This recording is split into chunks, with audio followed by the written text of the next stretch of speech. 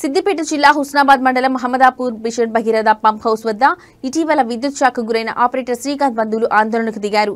ఆసుపత్రి ఖర్చులని భరిస్తామని చెప్పి అధికారులు ఇంతవరకు హాస్పిటల్లో బిల్లులు కట్టలేదని ఆగ్రహం వ్యక్తం చేస్తూ మిషన్ భగీరథ పంప్ హౌస్ బంద్ చేసి నిరసన తెలిపారు. హాస్పిటల్ బిల్లులు చెల్లించి పూర్తిగా కోలుకునే వరకు ట్రీట్మెంట్ అందించాలని డిమాండ్ చేశారు.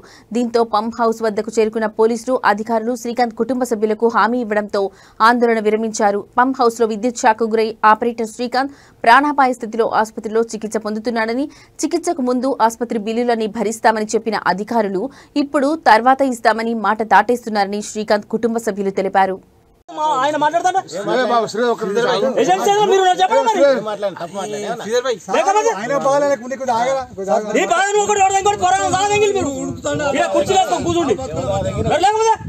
ఇప్పుడు కావాలని ఫస్ట్ ఒకటి అయినా లోపల కదే తీసినాడు టెక్నీషియన్ మరి ఏంటి లోపల పోయినాడు దాని సాధన చెప్పు ఏజెన్సీ వస్తుంది మెల్లగా వస్తుంది అంటే ఏజెన్సీ ఎవరు వెళ్ళారు గవర్నమెంట్ చేతుల్లో ఏజెంట్స్ ఉంటుంది ఏజెన్సీలో గవర్నమెంట్ ఉంటుంది. మీరు రిక్వెస్ట్ ఏజెన్సీ ఆ జనరల్ మీద పిలిపియండి అంతకంటే పిలిపియండి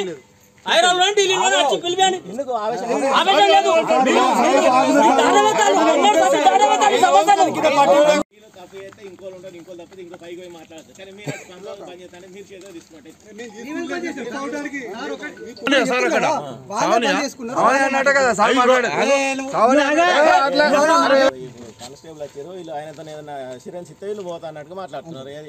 నరేష్ మన సంతోష్ అన్న నరేష్ అన్న అందరు ఇక్కడే ఉన్నారు.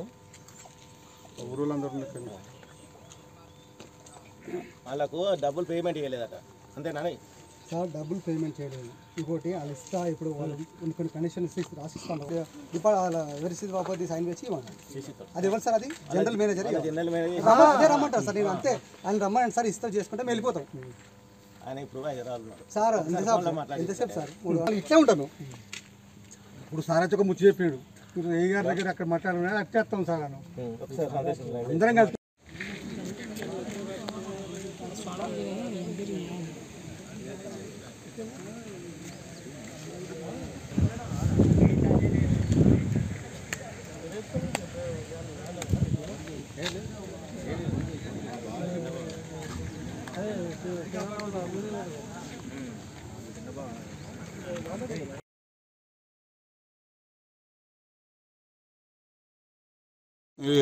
అడ్మిట్ అయిన బెడ్ ఛార్జ్కి ఇట్లా ఏమి డబ్బులు కట్టలేదు.